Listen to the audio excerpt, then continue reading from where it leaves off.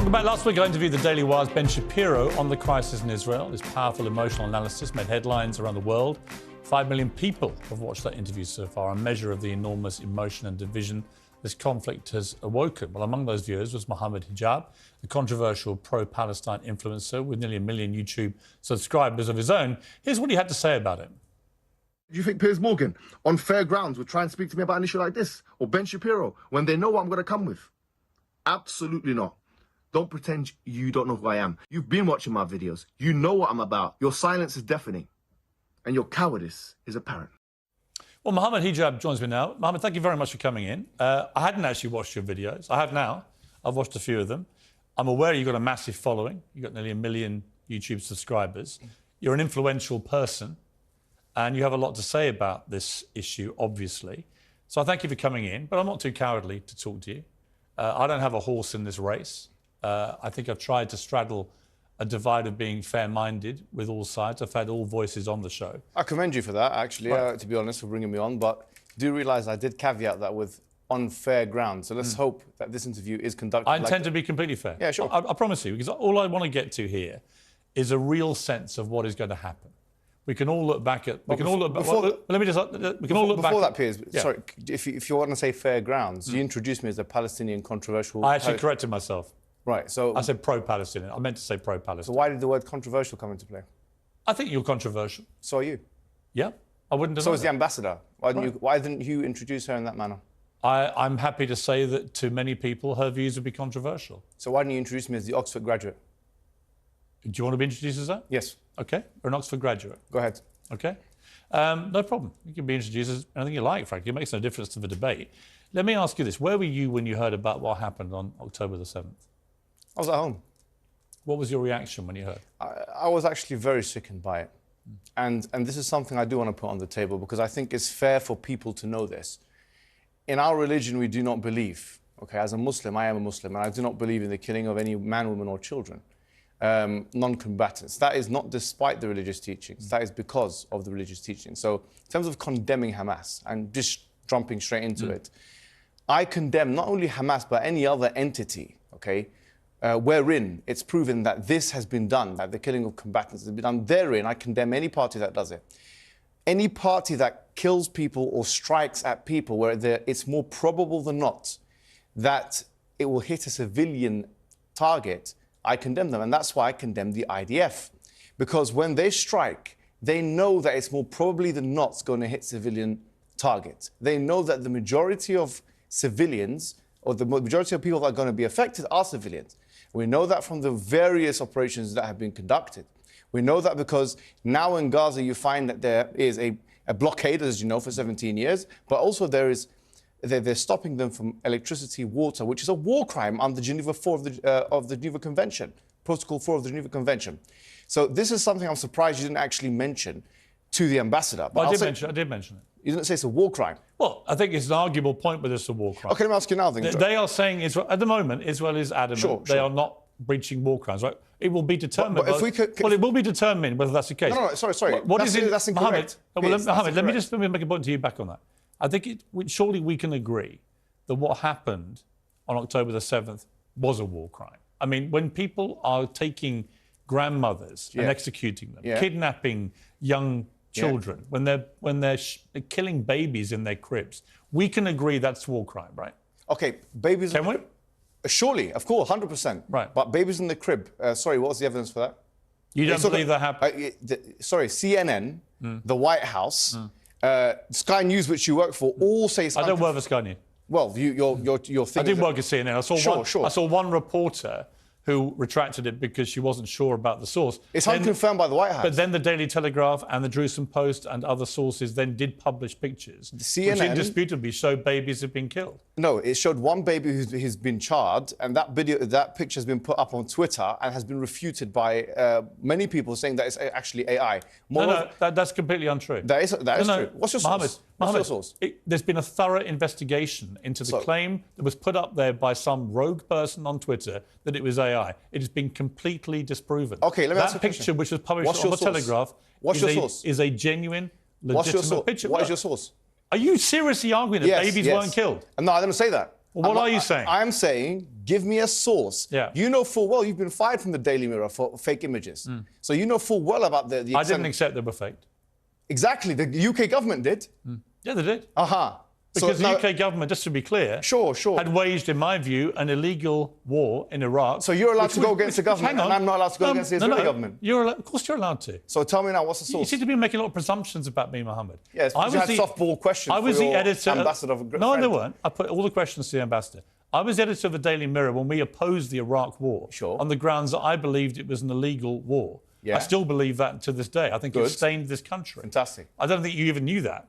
I did know that. Right. But that's not the point I was making. I was making the point that if you're allowed to go against a government in their classification of an image, then if you have pro-Palestinian activists who are saying, actually, we need to see a source, shouldn't they be entitled to that? The Daily Telegraph published on page 3. Should they be entitled to that, yes or no? You're talking about, the Daily Telegraph said they had independently verified the picture, Mohammed. No, excuse me. If you're saying that their verification is wrong... No, excuse me. Primary source in academia... I know you've done a journalism degree, which is, frankly, is not relevant to what we're talking about here anyway. Probably is to journalism, yeah. No, it's not to this conflict. But we, academics, require primary source evidence in order to make it... The Daily Telegraph said... The Daily Telegraph said they verified the picture. That's a secondary source. Fine. You may say... That's a secondary source. You may say... That's a secondary source. Well, you may say you don't think it's genuine. I don't agree with you. But the wider point... That was my point. I said I want a source. I just want to see the evidence. I don't know what we're arguing about here. You're not contesting that babies were killed. No, I'm saying I want to see the evidence. So why are you picking on the semantics of the veracity of one picture, which has been verified by British journalists? Why are you picking on that? British journalists are some not example an authority. that somehow this wasn't as bad as it seems. British journalists are not an academic authority. You know that full well. You've been fired from Daily Mirror for that very purpose. What I'm saying to you is this: putting this issue to the side, I think you're trying to use this as a red herring to move away from the bigger issues. What red herring? This is a red herring because already 1,023 children have been killed in Gaza. That's why. And you didn't ask the ambassador that question. I literally asked the ambassador. I said 3,000 people have already been killed in a week in Gaza. Well, you didn't ask her whether she even listen to my interview with the ambassador? I did listen, but excuse me. Well, don't put words in my mouth or say I didn't ask a question. Let me ask you a question. Do you condemn the killing of those children by the IDF? I tell you what I condemn. Yes or no? I'm going to answer your question honestly and truthfully. Sure. And because I've tweeted about this, right? Oh, okay. I think that what happened on October the 7th was one of the worst atrocities I have ever had to read about or watch on video. It happens every day in Palestine. No. So why do you care about that? It actually doesn't. It doesn't. It does actually. Yes. No. The Israeli forces... I've got the stats for that. Israeli forces do not go... Cast-led, Wait a minute, Mohammed. edge. Go and check it out. Mohammed, Israeli forces... Cast-led, protective edge. Israeli forces don't go into Gaza on one day and grab grandmothers and kill babies in their beds. Okay. And hold on. Rape and abuse women. So, rape, is there any evidence for that? It's been multiple reports in multiple mainstream media publications. Well, you're going to sit here and deny everything, No, right? no, I'm not denying anything. You are. No, I accept that some civilians have been killed. I do accept this.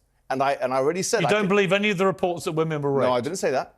I said that it's still to be do you think they were raped? No, I don't know. It's like the Russell Brand thing. You said you don't know. You need to see the evidence. So why do you apply two different standards? Okay, so when it's Israel, we know they're raped. When it's Russell Brand, you don't know because you're friend. No, it's been reported by legitimate news sources. When it's Israel, you know they're raped. But when it's Russell Brand, you don't know. Them. When it's Russell Brand, you don't know if they're raped. There's no comparison between Russell Brand and what's happened. It's the same thing. It's a rape allegation.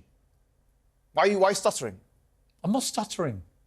You are stuttering. You don't have anything to say. You're contesting every single thing that I'm saying. Yeah, that's and I'm saying point to of you, argument. at the end, 1,300 people were brutally 2,000 people have been killed on the other side. Abused. 2,000 people have been killed on the other side. I said that to the ambassador. Okay, but do you condemn that, yes or no? I don't think... So you refuse to condemn? No. You do refuse to condemn? Why are you putting words in my mouth? Because you're not condemning it, are you? What do you want me to condemn? Okay, excellent. What do I want you to condemn? Yes. I want you to condemn the fact that the IDF, knowing that it's more probable than not, pressing buttons from the sky, killing innocent civilians, 1,000 of them children, that is a war crime and that is not acceptable morally. Just like you condemn the other one. Is it condemnable or not? I believe, given the scale of what Hamas did on October the 7th, Israel is entitled to kill children. No, that's not what I said. Go ahead. They're entitled to defend themselves with force. Okay, excellent. Then the question becomes, Mohammed, it's an interesting debate. Sure. If, as it seems to me, you believe too, Hamas are not a force for good, do you believe that? Well, I think that anybody who kills children and those elements of Hamas who are killing children... Right, so we can agree. So we agree. So my point is, if Israel's purpose is to rid the world of Hamas after the atrocity of October the 7th, How do they do that, given that Hamas embeds itself in civilian areas in the way that it does? Everyone knows that in Gaza. Okay. How do they do that Excellent. in the surgically clean way that you seem to think they should be doing? Okay, can I say... How do you not kill civilians? Beautiful. I don't like any civilian death. Do you mind if I answer the question? I don't endorse any civilian death. Well, no. Do you don't condemn it, though. Hang on. Yeah. No, and here's why. Because I support Israel's right to defend itself. Beautiful. Now, can I say something? No, one more point. So then you can reply. Sure. But the question then becomes, what is proportionate? Okay. What is a proportionate response? Okay. I don't have the answer. Excellent. Because I don't know what a proportionate response to 1,300 murders is. When 260 young people at a music festival, most of them peace-loving people enjoying themselves at a festival, when they get slaughtered by people paragliding in with machine guns, I don't know what the proportionate response is. Piers, let me respond to you. So can you tell me? You've spoken for about 2 minutes. You didn't do that with the ambassador, by the way. I'm just showing you're saying fair, but you're not being fair. I've said okay, what I want to say. So let me paint a picture. I will be fair. Sure. I'm genuinely interested in what you have to say. All right, excellent. You're from Irish descent. We know that there was an IRA in Belfast and so on. Okay, so let me ask you a question now. If there was IRA in Belfast and they were occupying council properties and so on, and then we have a plane of RAF going to destroy that council property, destroy all of Belfast, flatten it, as one representative said, Gottlieb. The IDF said that. One of the IDF members said that we will flatten it completely. That's what we want to do. We don't care about accuracy, he said.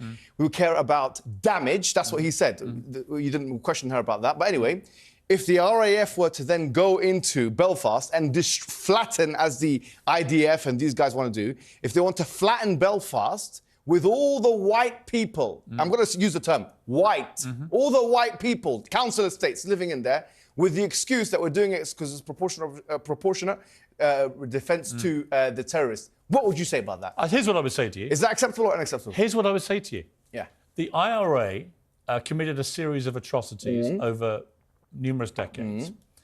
They targeted, in their eyes, military and political targets. They usually gave some form of warning, not always. Okay. They were terrorists. No, they were terrorists. Sure. They never, ever went out one day and committed the barbaric slaughter of 1,300... Irrelevant. No. If they did. I'm sorry, it's not irrelevant. If they did. No, Mohammed. If they did. Here's why it's not irrelevant. Okay. They never did. But if they did, would you accept the RAF to flatten Belfast? By the way, there were outrages committed by the loyalist paramilitaries too. My question is, here's my point. If they did, would you think it's acceptable They or never not? came close to committing an outrage on that scale. If they did, is it acceptable to flatten Belfast? They never went in and kidnapped grandmothers or killed babies in cribs. If they did, is it acceptable or not? They believe they were fighting for better or worse, and I believe for worse, and that's why I'm glad peace was found. They believe they were fighting political and military targets. I'm trying to bring it closer to home to you. You're trying to compare apples and oranges. No, I'm not. Yes, you are. It's you that's doing that. The only comparison that I would say that we saw from October the 7th and what Hamas did is with ISIS. Excuse me. It's the only comparison. Do you mind if I... Let me ask you a question. A Palestinian... And ISIS were taken out, by the way, with planes... Me. No, here's my... You didn't do this with the ambassador. I'm going to finish. You did this with Ben Shapiro, which you gave the show to him. No, hang on. I'm giving you plenty of time. No, you're not. I'm giving you plenty. You asked about the analogy of a plane flying over and targeting... But you didn't answer my question. But that did happen, Mohammed, with ISIS. Would you accept Belfast to be flattened or not? Yes or no? Wait a minute. It never happened, so the like for like isn't relevant. It's a hypothesis. It's hypothetical. It's not. I don't do hypotheticals. You don't do hypotheticals? No, let's deal with reality. OK, let's deal with reality. Mohammed, let me finish. Then you can answer. So you don't answer the question? No. Here's the reality. British public can see this. Here's the reality, right? British public can see this. Yeah, they can see it. Yeah, go on. They listen to the debate. Keep going. Right? For what it's worth, I think it's a good debate to have. Right? These are questions many people on the pro-Palestinian side are having. I get it. Right? But you're trying to compare what happened on October the 7th with the IRA. No, I'm not. I used a hypothetical wait a minute, Mohammed. question. I'm comparing it to ISIS. And the way that the world in the end dealt with ISIS actually was to use airstrikes. And many civilians were killed. There's a huge difference many innocent people died. They're not. You don't understand it because you have no idea of the religious... What's the difference between what happened on October the 7th and ISIS? The difference between the Palestinian resistance is the following, OK? Any kind of thing which has Palestinian resistance attached to it, and ISIS, which is a brand of tekfirism, OK, is that ISIS is just one of many brands of tekfirism. which you don't know what it is, which is a kind of excommunication type heresiological Islamic sect. Okay, so if there's it's nihilistic mass murder. That's all they care about. Listen, I know what you're saying, but I'm saying something else. You agree with me, don't you? I do, but of course I do, but you're not understanding what I'm saying, so I'm trying to break it down. I am understanding what you're saying. What I'm saying is that anything... And I'm not anti-Palestinian, by the way. Sure, please, but... Over the many years, if you bothered to check what I said about it, I have always tried to shine a light on the plight of the Palestinians. Allow me to speak, please, because you're just talking over me. The difference between the two are the following, right? Even if we assume that the killing of combatants in most definitions of terrorism is something which brings someone to be a terrorist, okay? I would say that if that is the case, then the state of Israel breaks that threshold and meets that condition. Because why is Israel not a state terrorist? If their highest officials are admitting that we want damage and not accuracy. Answer me this question. Why is the state of Israel, who are illegally occupying Gaza and the West Bank according to international law, and even the ICJ said that, okay, which is, as you know, an organ of the UN, all right? So this is international law.